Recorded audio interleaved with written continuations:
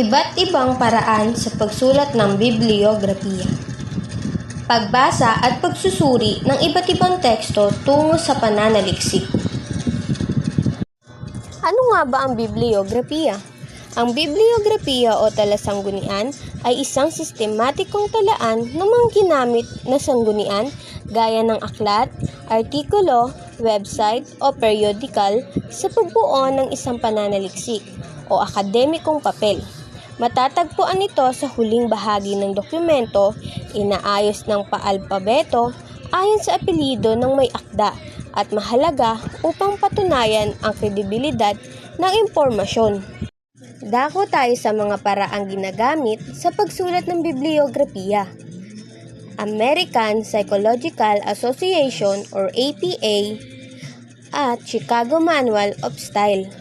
Suriin ang pagkakaiba ng dalawa sa mga paraan sa pagsulat ng bibliografiya. Mula sa mga aklat. Una, tala tungkol sa may akda. Pangalawa, tala tungkol sa pamagat. Pangatlo, tala tungkol sa publikasyon. Pang-apat, tala tungkol sa taon ng publikasyon. American Psychological Association or APA. Dayag ANM 2014, Lakbay ng Lahing Pilipino 3, Quezon City, Phoenix Publishing House. Chicago Manual of Style. Dayag Alma M. Lakbay ng Lahing Pilipino 3, Quezon City, Phoenix Publishing House 2014.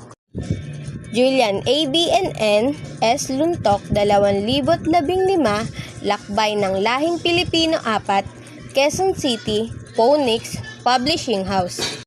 Chicago Manual of Style. Julian Eileen B. at Nestor S. Luntok, Lakbay ng Lahing Pilipino 4, Quezon City, Phoenix Publishing House 2015. Mula sa Journal American Psychological Association or APA, Del Rosario MG 2010, Wikang Pilipino AJ Forum 4, 1 hanggang 16. Chicago Manual of Style, Del Rosario Mary Grace D, Wikang Pilipino AJ Forum 4, Agosto 2010, 1 hanggang 16. Mula sa website. Una, may akda. Pangalawa, petsa ng publikasyon. Pangatlo, pamagat ng artikulo. Pang-apat, pinanggagalingan ng URL. American Psychological Association or APA. Clinton J.W. 2014, Disyembre 5, The Tragedy of Surab and Rostam. Chicago Manual of Style, Clinton Jerome W., The Tragedy of Surab and Rostam, Disyembre 5, 2014. Mula sa blog. Una, may akda. Kung hindi nakalagay ang pangalan ng may akda, maaaring screen name lang ang ilagay. Pangalawa, petsa ng publikasyon. Pangatlo, pamagat ng artikulo. Pang-apat, pinanggalingan ng URL. American Psychological Association or APA. Kahayon L. 2015, Oktubre 14, Masbate Travel Diary Scene Stealer.